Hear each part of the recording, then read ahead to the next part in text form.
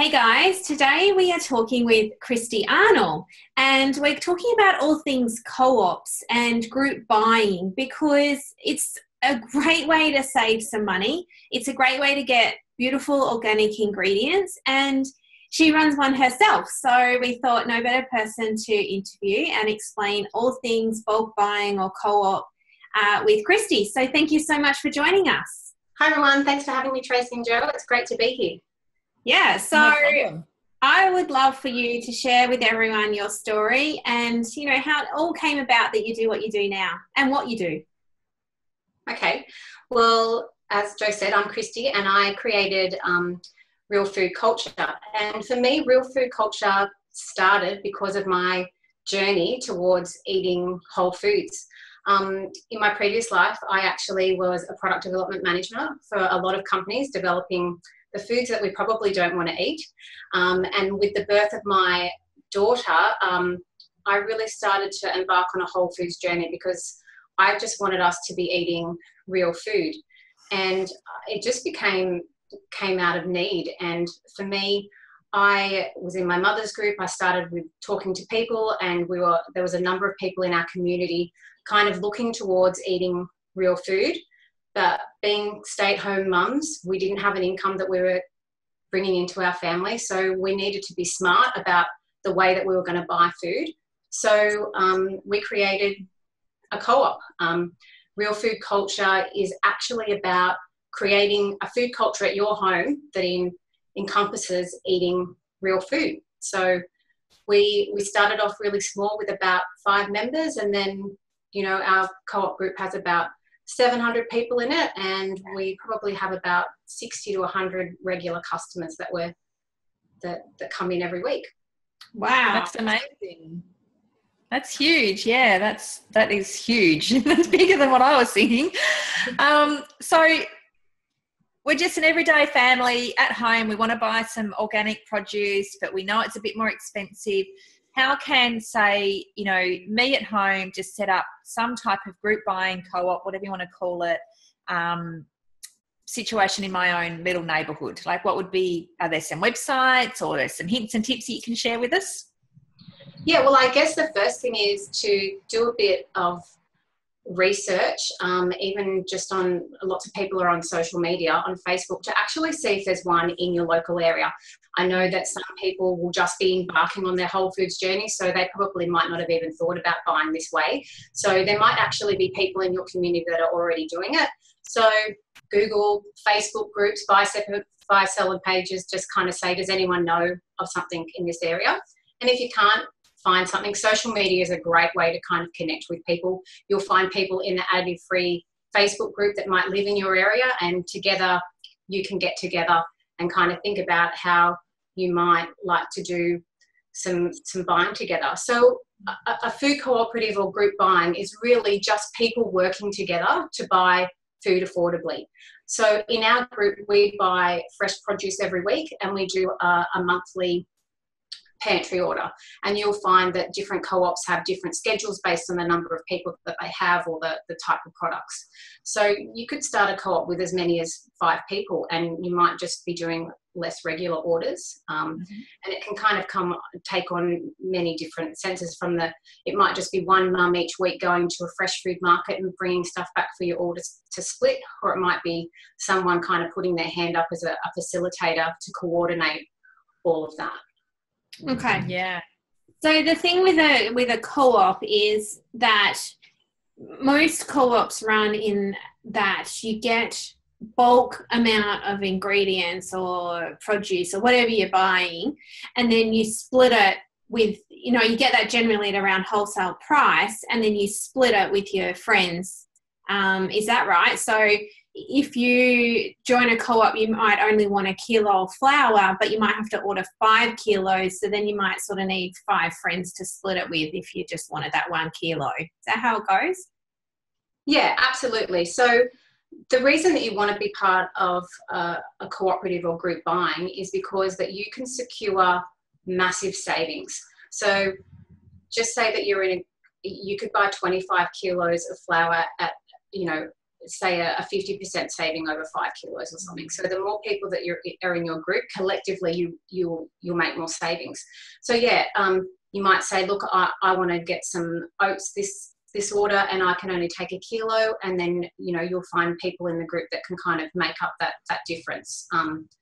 In the technical sense, when you see lots of people doing their things, that's what we call fill. We've said we've got this many orders, but we need some help to kind of get it across the line because we need to buy this amount of it. And you'll find that being a cooperative, it's more about just buying food. It's about being in a community with people working together, and you'll often find that people will be more inclined to kind of help get that order through, or it exposes you to new ingredients that you might not have considered ordering. You might go, yeah, well, I'll take a little bit of that to help the group across the line. So it's everyone working together to get the best price, and then you can split it. One thing I've heard as well is that they'll say, okay, the order's arriving on Friday or whatever day of the week, and everyone rocks up and they all get in and help pack it all for everybody, so that it's not just one person doing all of that work for everyone else's benefit. So there's another, like you said, that community thing is really awesome, because your friends, neighbours, the people around you in your local community are all rocking up at a central location, laughing, you're having a chat, you're discussing things, and you never know the extended benefits of those things as well. It's all neighbourhood building, sharing, and all those things that come with that. So I really love that idea. Yeah, absolutely. When we first started, we started in my garage, and everyone would come over, and one mum would look after all the kids. They'd play in the cubby house. We'd have morning tea. We'd get together and we'd chat. And it would take the whole day to kind of get everything split. But it was fun because for us, that was kind of our get together. We were learning about eating whole foods from other people. Families that had different allergies or different sensitivities would get together and kind of share their knowledge. Sorry, I was just going to say, no doubt, probably sharing recipes and all sorts of things as well. Yeah, absolutely. And if you've got some great bakers in your group, they'll bring along morning tea. And you get to kind of share recipes. And I think every co-op works a little bit different, because sometimes people do find it hard to get to a co-op. Particularly, I know with our group, as life journeys, kids are getting bigger. So we have more of a coordinator role, and we kind of, that I fulfill. And then we have like timetables where we get people can kind of say, look, I can help this time.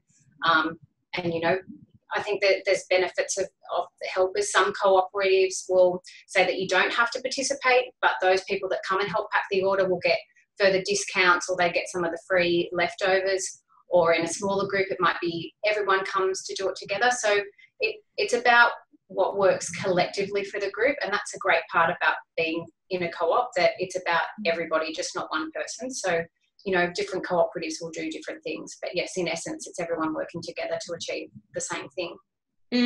Because I know the co-op that I used to be in, I had the choice whether I wanted to pay 10%, and all I needed to do was just drive up, pick my order up and drive out. I had to do nothing but pay 10% extra on top of my order. Or I could pay 5% and someone would put the order through, which is actually a lot of work. And then I would go and help pack my order. I'd just have to pack my own, and then, I could drive away. Well, I used to pay 10% because, I work, I didn't have time. I didn't want to go and spend the whole day at someone's house or even a few hours. I just didn't have time for that.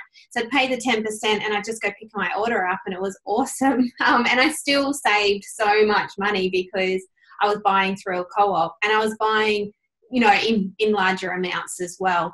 And that was something I was going to ask you was something for me when I started purchasing through a co-op was that we were on one wage, I was on maternity leave, and money was really tight, and I didn't have the money. So our co-op at the time worked that their pantry items was only done once a quarter. So of course I needed to bulk my order out enough to get me through 3 months. And I thought, well, I don't have the money to spend, $500 in my first order to get all the stuff I need for 3 months. So what are your hints and tips on like saving? You obviously save money by being in a co-op, but sometimes you need a bit of money to get you started.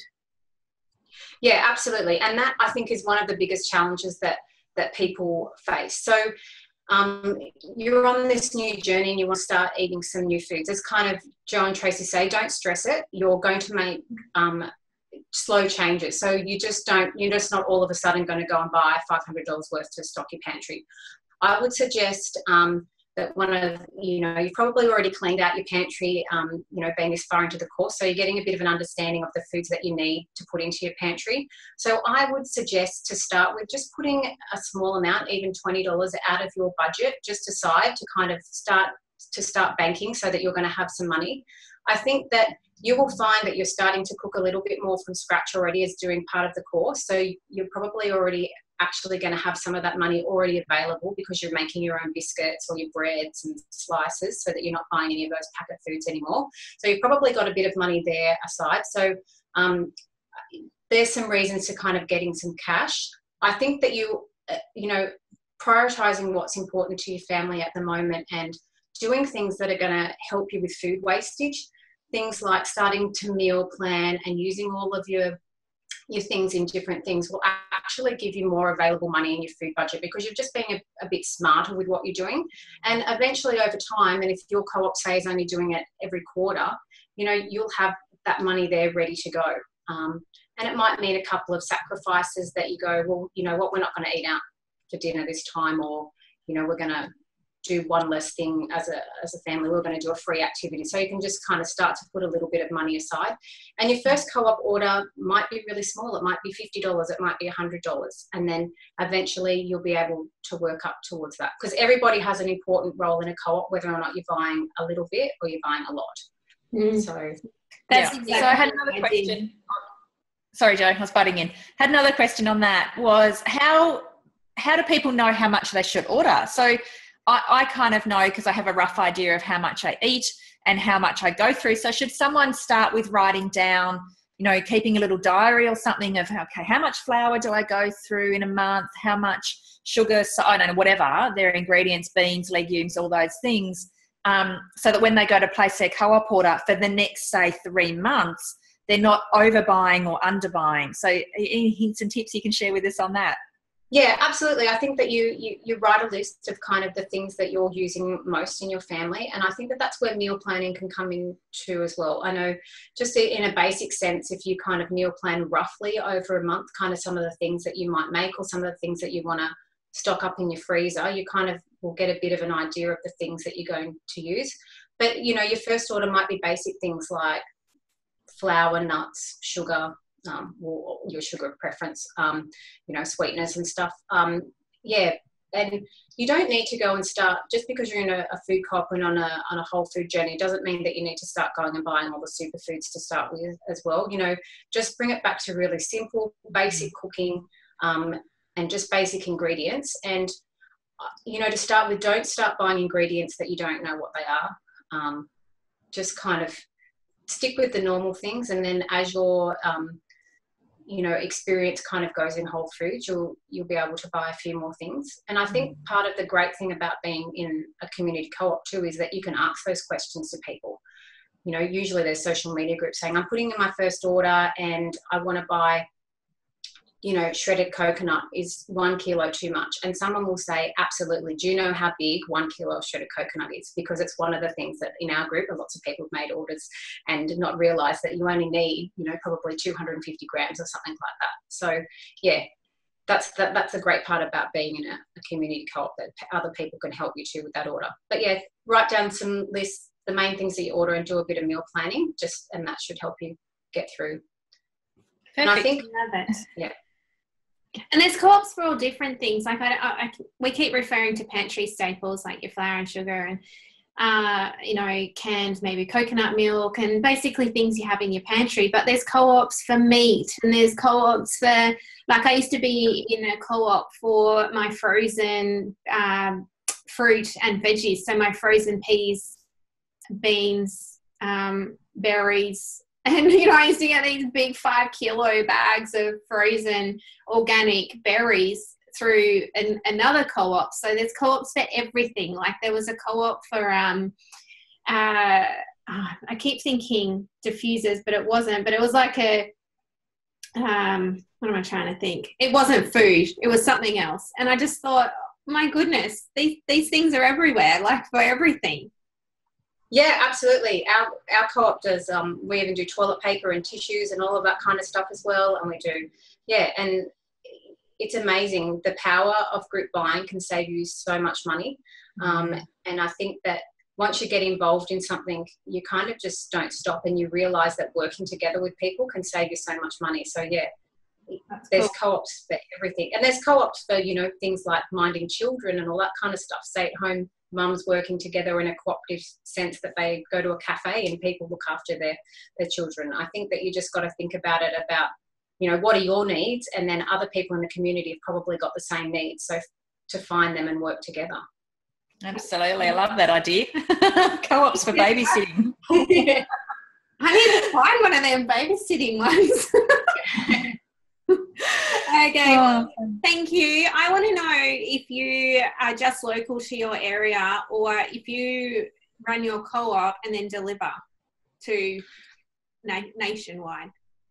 No, so our co-op is very much centred in our community. We're based in Port Stephens in New South Wales, so which is just north of Newcastle.